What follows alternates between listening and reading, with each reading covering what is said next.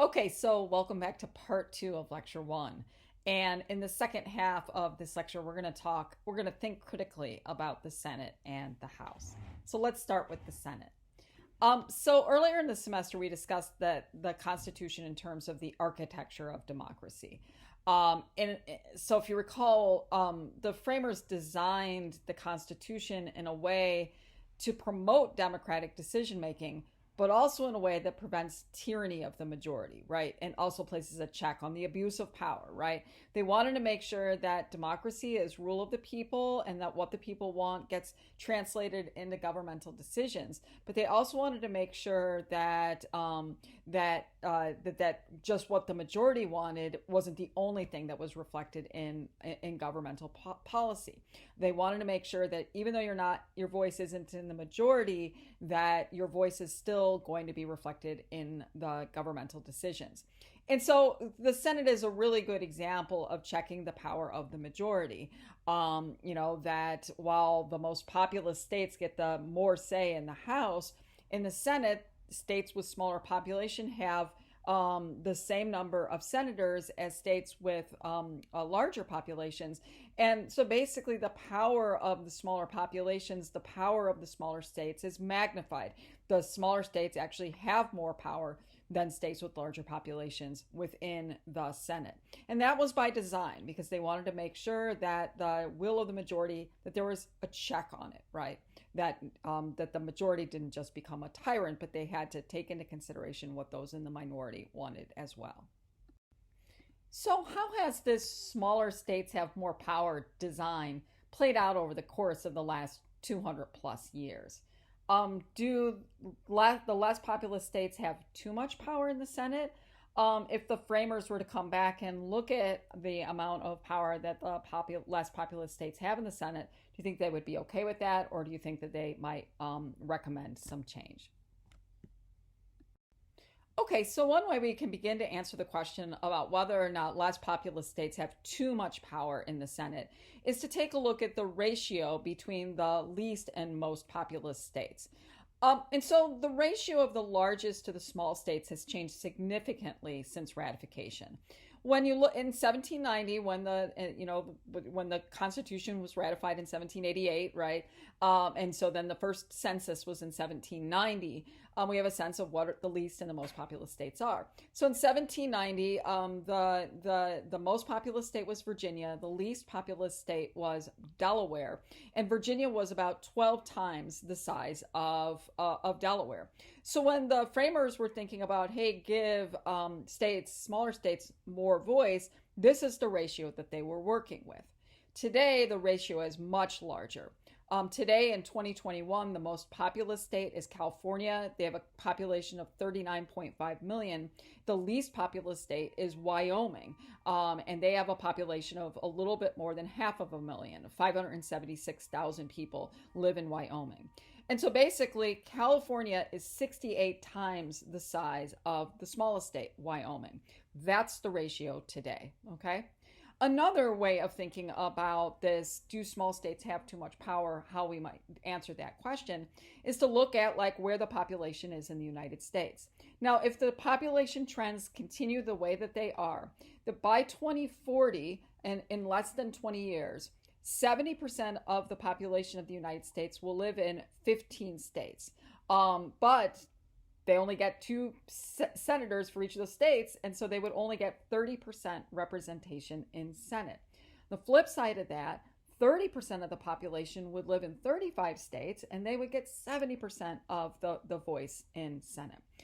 And so this is kind of the ratio that we have today. And the question is if the founders saw that ratio, might they think that, wow, we designed less populous states to have more of a say, but maybe because of population shifts and the ratio between the most and least populous state is so big that maybe smaller states are getting way too much voice in the Senate. So the framers clearly wanted to give magnified power to less populous states in the Senate. If the framers came back and saw this ratio that we were talking about on the previous slide, how do you think they would respond? Would they be concerned?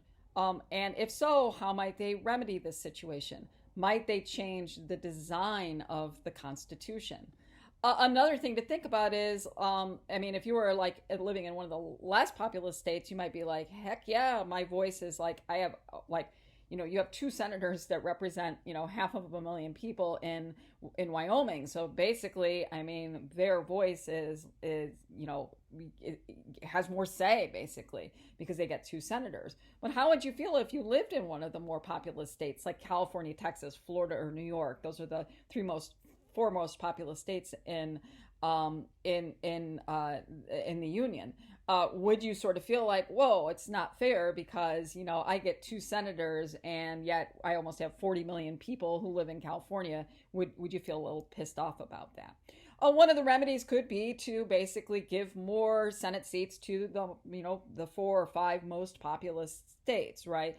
And then that maybe would at least give them, that the voice that they would be more in line with that 12-to-1 ratio, right? Because they would begin to get more say in the Senate. But if we did that, we'd have to amend the Constitution. Probably not likely to happen. Very difficult to amend the United States Constitution. Now, this week you're also going to be reading a really cool article by Ezra Klein about the filibuster. And so the filibuster is basically in the Senate. In order to get the vast majority of work done, in order to pass a bill through the Senate, you need a supermajority. You need 60 senators, not just 51 senators, to get a bill passed through Senate.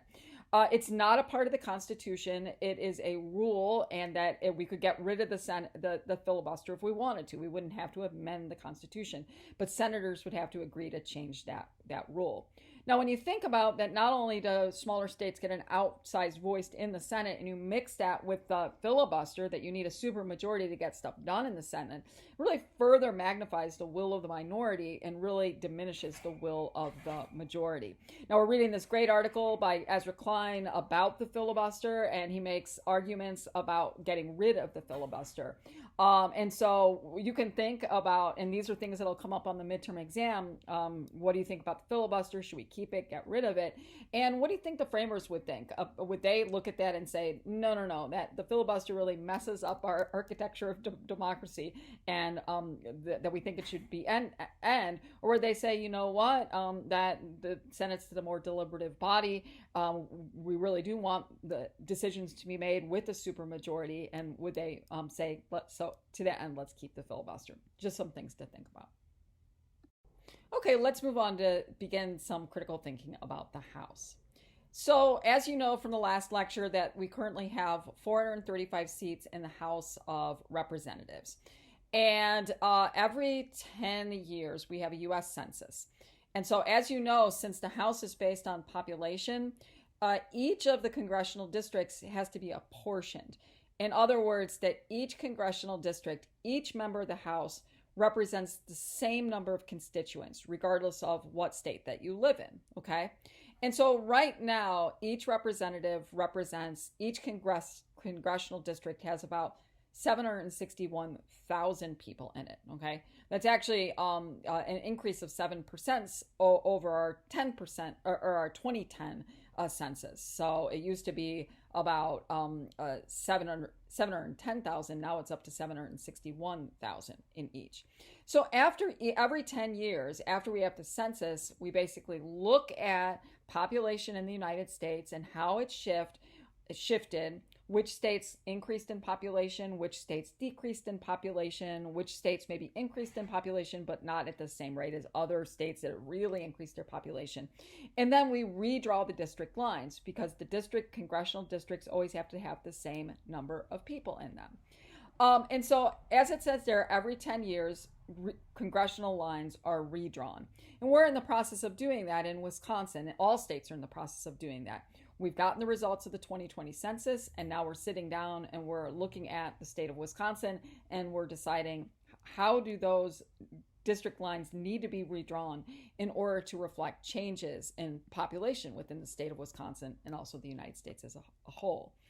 Now, most states allow the state legislature to redraw those district lines, not a nonpartisan board. So in other words, whichever party is in power at the time of the redrawing of lines, then they're the ones who basically get a say, because majority rules, about how those lines should be redrawn.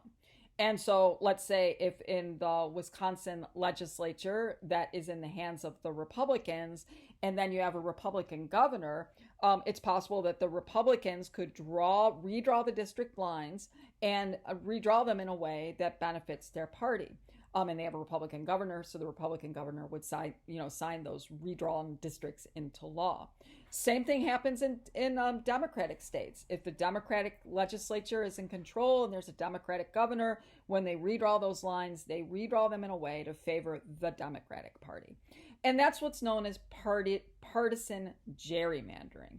Gerrymandering is where you draw the lines in a way that benefits a particular party, and maybe you draw them in a way that doesn't reflect like natural, sort of regional differences, or there might be like a lake or a river that goes through a regional area, and so it might be natural to draw the district lines on each side of the river or whatever. Partisan gerrymandering, as it's defined here, is drawing the political boundaries of your congressional district to give your party a numerical advantage over the opposing party. So if you're a Republican and you're in power, you're like, hey, let's redraw those lines to benefit the Republican Party. And if you're a Democrat and you're in power and you're in state legislature, you're like, hey, let's redraw those district lines in order to represent the Democratic Party or enhance the power of the Democratic Party. And that happens, and that's something that we're going to think critically about in one moment. Okay, so this graph, before we get to the critical thinking about why don't I just say no? Okay, so here is a graph of Wisconsin. We were just talking about how Wisconsin has 8 seats in the House of Representatives. And so let me put my magic pen on this side of the slide. This is the map of the state of Wisconsin, but then the color codes are the different districts, okay? And it has the numbers that are associated with the different congressional districts, okay? And on the side here these are the people who serve in those different districts. So for example, this district here is the 1st congressional district in Wisconsin, and Brian Steele represents that area. The 5th is here, and that is represented by Scott Fitzgerald, etc. Okay. And so you'll see that the 1st is Brian Steele, 2nd Mark Pocan, 3rd Ron Kine, 4th Gwen Moore, 5th Scott Fitzgerald, 6th Glenn Grothman, 7th Tom Tiffany, and 8th Mike Gallagher. And then it shows the dates in which they were elected, and then they're color coded according to their party. 5 of the 8 members of the House in Wisconsin are Republicans, 3 are Democrats. And I also want to draw to your attention to, like districts are apportioned. So you really even can't see the 4th district on this map. It's right here. Even though it has over 700,000 people in it, it's a really small district geographically because Milwaukee is really densely populated. But up north, as they say, right, or up north, right, you don't have a lot of population. And so that means that the 7th congressional district is huge because geographically, because it has to bring in enough people so that it has over 700,000 people in it. And these are the lines that are going to be redrawn as we start the process of redistricting in Wisconsin. Okay, so let's think critically a little bit about the House of Representatives. Now, in Wisconsin, when you look at the partisan affiliation of people who live in Wisconsin, it's really mixed. We're about 1/3 Republican, 1/3 Democrat, 1/3 independent or other. Okay, and in the last presidential elections, the elections have been incredibly close. So we're like a 50-50 state. Okay. Yet 63% of the House seats are in the hands of Republicans, 5 out of 8. Well, why is that? Why are there only 2 parties in the House of Representatives, and why is it not more evenly split, 50-50, like 4 and 4? Well, there are a couple of reasons for that. So one reason is partisan gerrymandering, right? You'll read about that in the textbook. The last congressional lines in Wisconsin, 2010, were drawn to favor the Republican Party. I mean, it was a case in the Supreme Court about whether or not the partisan gerrymandering was unconstitutional, and the Supreme Court said it was not. So that's part of it, but that's not all of it. Another part is that when you vote for the House, you vote for the person that's representing your district, okay? So you only vote in your congressional district. So like if you live in Wisconsin, the 5th District of Wisconsin, then you vote for the people who are running for that to represent that district, okay, just for your district. And so it's a single member district in whichever candidate gets the most votes wins. It's winner take all. You don't need to get the majority of the votes. All you have to get is the most votes. And when you have a single member winner-take-all system, it really favors a two-party system, right? A third-party candidate could run for the Wisconsin 5th District, and a lot of people might say, you know what, I really want to vote for the Green Party person, or I really want to vote for the Libertarian. But they say, I'm not going to waste my vote, though, because they don't have any chance of winning. So I'm going to plug my nose and vote for the Democrat, or plug my nose and vote for the Republican. And then that's why you sort of, have this two-party system. It also means that what the electorate's partisan leanings are not really reflected in who represents the state of Wisconsin. We're going to look at an alternative to that in a moment and whether that might be a way of improving representation in the House. So the partisan makeup of the Wisconsin electorate does not get fully translated into how Wisconsin is represented in the House, right? 63% of the House seats Republican. However, we have a much more mixed electorate. And the reason for that in part is because of the single member district winner take all. All you need to do is get the most votes, then you represent the district, and it could be that you win 35% of the vote, but that is more than any other candidate any more than any other candidates, right? And so it's the House that's supposed to be closest to the people and represent what the people want. However, we see that the voting methods that we use sometimes don't really do a good job of representing what the people really want. Okay, so we saw that there was a problem with what the partisan makeup is in the state of Wisconsin and the way that gets translated into our House seats. And so, one possible solution to that problem, and it may actually be another problem, but it's just something to think about, is that maybe we could use a different voting system when it comes to divvying up the 8 House seats that we have. Now, there's nothing in the Constitution that says that you have to have congressional districts. It just says that that representation would be based on population of the state. And so we could get 8 House seats, but how we divide those up is kind of up to the state. So we could change state law in order to bring about proportional representation.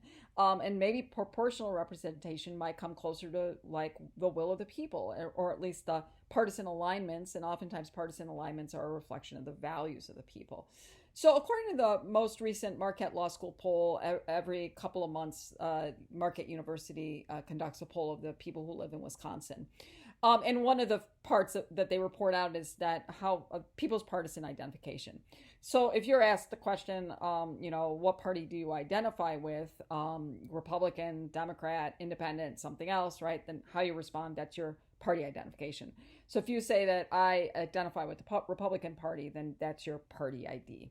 And this is the breakdown in Wisconsin. When asked that question, 27% of Wisconsinites consider themselves Republican, 30% Democrat, 31% Independent, and 11 either something other than Republican, Democrat, or Independent, or they don't have a preference, okay? So like I said, our electorate is sort of mixed when it comes to party affiliation.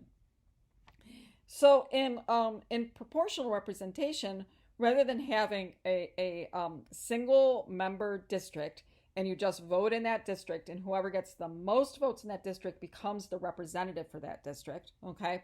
What we could do is that we could say, look, Wisconsin has 8 House seats, and that you vote for vote for the party that is affiliated with those 8 seats. So each party would say, the Democrats say, hey, if we win 100% of the vote, these are the 8 people we're going to send to Congress to represent Wisconsin, to the House of Representatives.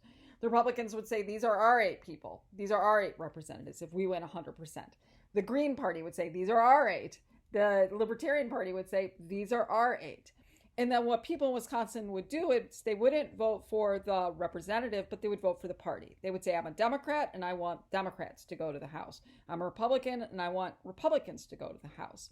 And then you would look, or I'm a Green Party member and I want Green Party members to go to the House. So you would take a vote in the state of Wisconsin and based on what party you want to represent us in Congress, and then you would divvy up the votes accordingly, proportionally. That's why it's called proportional representation. So there's hypothetical election results. Let's say 25% of Wisconsinites vote for the Republican Party, 30% vote for the Democratic Party, 25% vote for the Libertarian Party, and 20% vote for the Green Party, okay? And then you'd say you get 8 votes, and then you could say, well, 2 of the votes would go, 25%, 2 of those seats would go to the Republicans because that's 25% of 8. 3 would go to the Democrats, 2 would go to the Libertarians, and 1 would go to the Green Party, okay? And so in a way, that might be a better reflection of what the people of Wisconsin want in terms of who they send to Congress, rather than having the single member districts, winner take all. Just something to think about. There are other ways that we could get closer to what the people want and have that represented in Congress. And later on this semester, when we're going to be talking about voting and elections, we're going to go into a lot more detail here. So in conclusion, here are just some critical thinking questions to get you thinking about the House. Would it be more democratic to adopt proportional representation for House seats?